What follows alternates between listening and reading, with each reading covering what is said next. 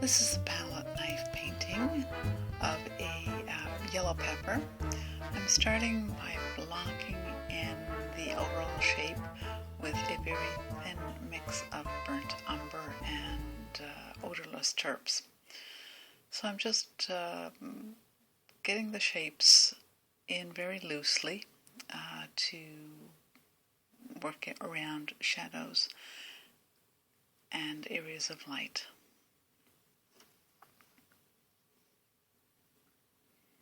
I continue to block that in. I have pre-mixed my paints. I have them mixed on the palette beneath me. And once I have the overall shapes in a position that I think is correct, then I'll start applying the paint to the board with a palette knife. What I'm using is a masonite board. It has been primed with gesso, just a basic acrylic gesso that I have put on with a napped foam applicator. So I'm putting in the shadow for this. There's a kind of mottled shadow behind the pepper itself, and it's on a shiny surface, so you'll be able to see a little bit of the color in the surface that it's sitting on. So I start by putting in some of my darkest shapes for the background. I put my paint on fairly thick. You should be able to see texture in the paint.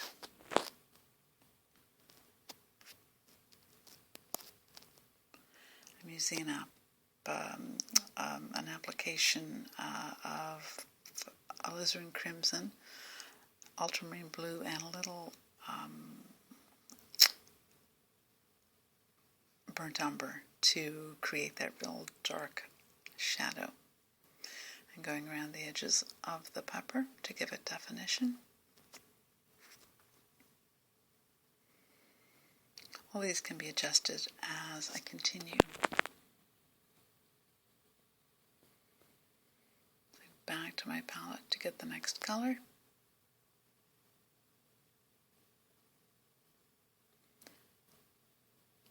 And it's a slightly lighter shade. So it's fairly dramatically lighter. The direction of the light coming up and cutting across the darker shadow.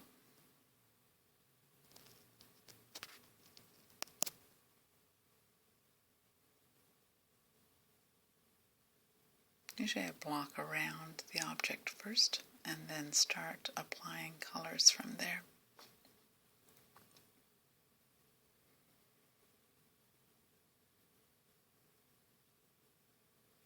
Starting to block in some of the lighter side of the pepper. Using cadmium lemon yellow.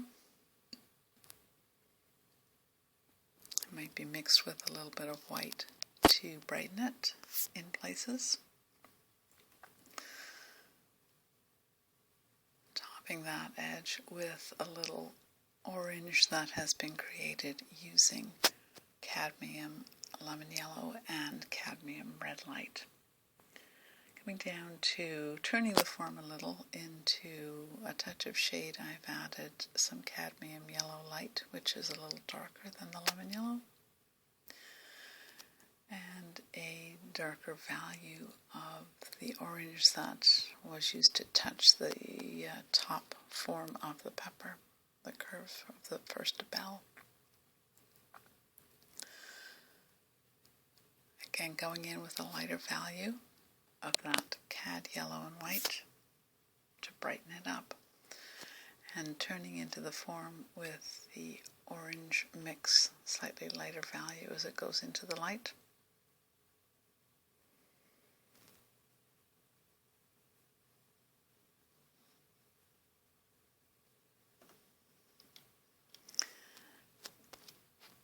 As the pepper turns away from the light, the value is going to change as well and turn into a darker orange.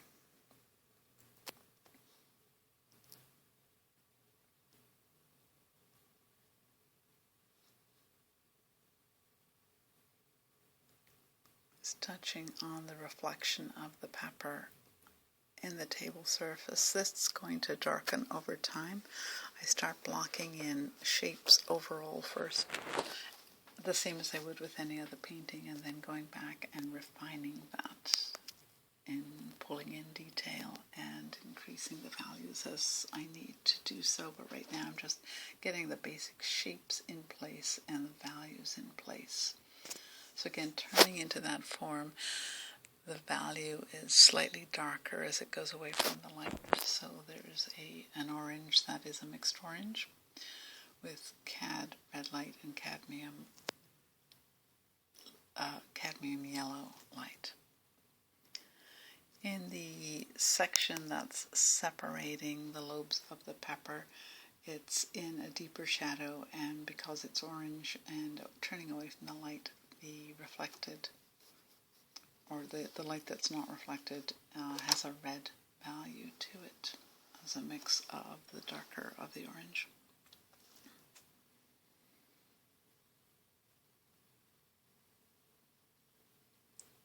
Paintings are continually adjusted and readjusted as the painting progresses. And with palette knife work, the strokes are broader and not as detailed as you would be able to do with a brush.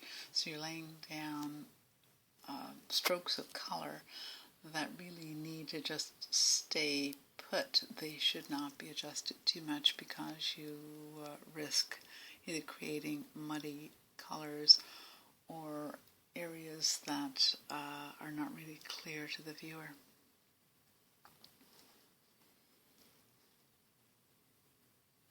During the process of preparation for a palette knife painting, it's important to mix sufficient quantities of paint so you will not have to stop. You won't be interrupted. Your flow of painting will continue easily, and you won't have to stop to create new colors or new piles of paint. These are just highlights of complementary colors, which is a violet because the predominant color is yellow for this piece, and a complement of yellow is violet. So I'm using that to create those highlights.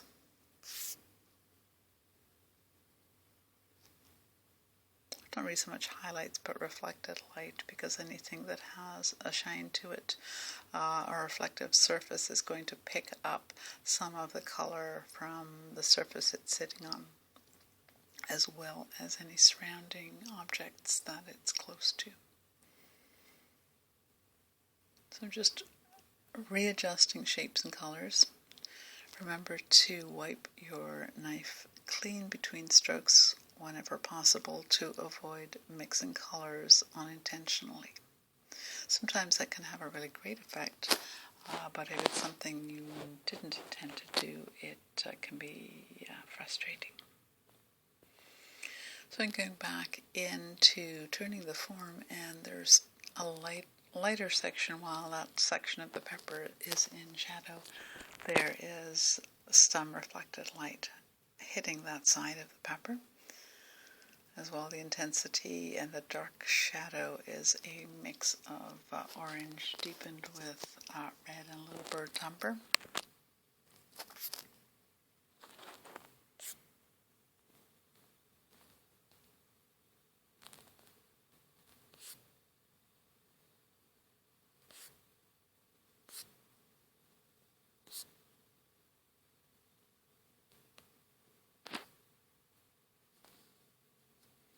Continue to build the form around that pepper.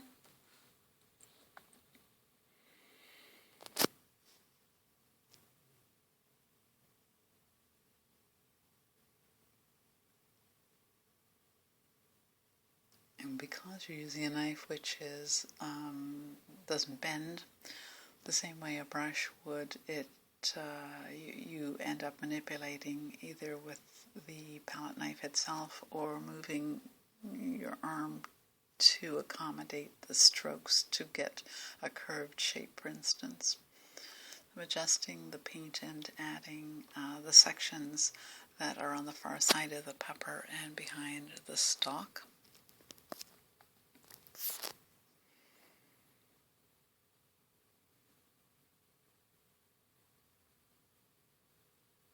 Continuing to build that lit side of the pepper and applying pure color in cadmium yellow light where the light's hitting it, and increasing that intensity of the value.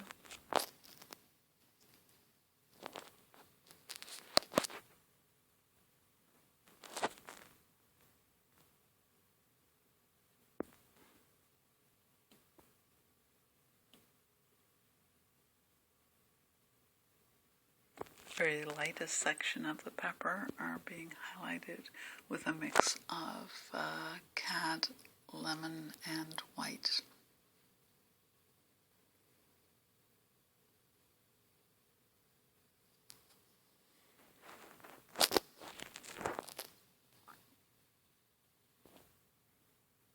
Trying to follow the form of the pepper itself, the actual lobes of the pepper, to give that shape and form to it that's so identifiable. Some of the highlights, the highlighted sections that are actually on the pepper where the light is hitting it directly. This is just a study with a palette knife. It's not a full painting. And if I were creating the full painting with it, I would have all the background pretty much blocked in first, definitely the shadows, and then work up the form of the pepper itself.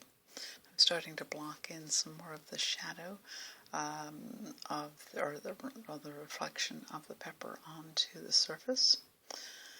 And it's a continual adjustment as I go from one section to another.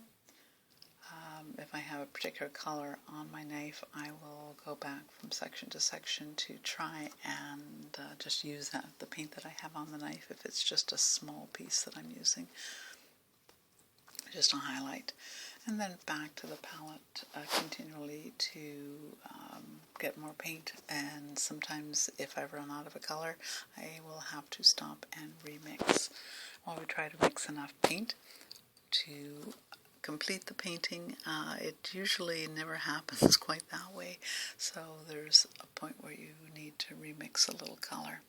Here I'm just putting in the base color of the stalk of the pepper. This is the color, the general color, and both highlights and the shadow section of that stem will come in and be placed shortly. Imagine I'm mixing the colors as I go with this to try and keep the cohesiveness of the piece together, and using those colors within this split primary palette that tends to be my favorite. I can get the most intense saturated colors. So I'm going back to the background to block in around that pepper. It's good to vary your strokes so they're not all the same, and it's also good to pull in a variety of colors into your background as well. They can blend together nicely and can reflect some of the colors of your focal point as well, and it makes a very cohesive painting. So I'm blending the two areas of shadow to a degree. It defines the shape of the pepper and gives some interest to the background as well.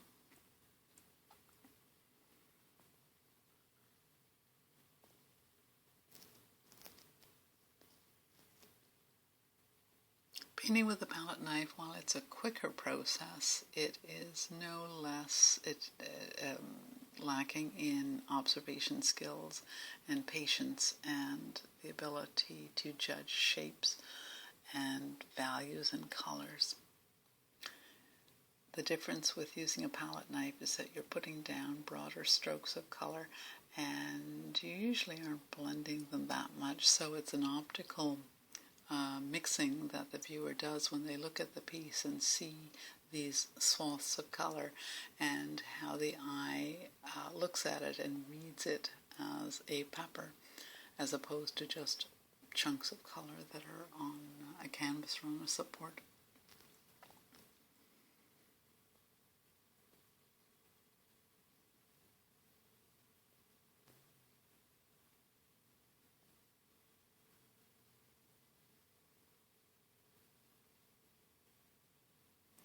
The intensity and shaping the form with the darker shadow, going back in with a darker orange. And then creating that little bit of reflected light. It's still dark and still in the shadow, but there is a warmth to it, and that needs to be indicated.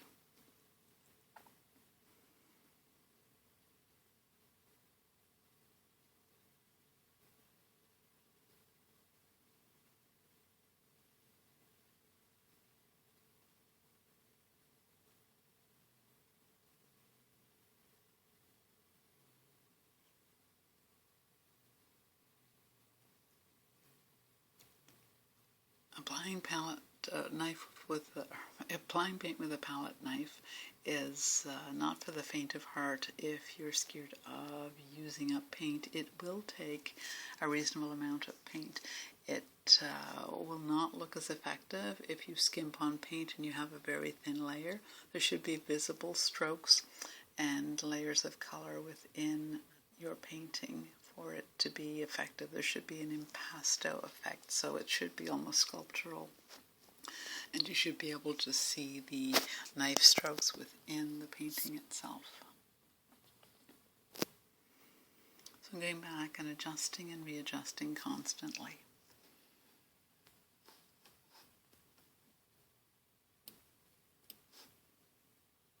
And as I go to continue to make those adjustments within the painting, I'll keep on adding and increasing values in the reflection on the table, or the surface that the pepper is sitting on, and as well as the background, and pull in some of the background colors into the reflection. So I'll intensify some of the areas that need to provide the form for the pepper. As I continue my way across the form, I'll keep adjusting, adding and decreasing values as I see them in the form of small sections and touches of paint throughout the piece. It is amazing just what the colors are that you can get away with in a painting, and how it still will read as an accurate representation of a form. I hope you've enjoyed this little look at the construction of a pepper using a palette knife in my workshops at Jeanette Jobson Fine Art Studios in Flat Rock in Newfoundland. You can join me, and we spend a 6-hour workshop day in creating several paintings and learning about color mixing and how to apply paint. And this pepper may well be one of the ones you could paint in one of my workshops. If you go to my website, www.JeanetteJobson.com, you can find all the details about available workshops under the workshop link. I hope to be able to see you in one of my workshops soon. Thank you.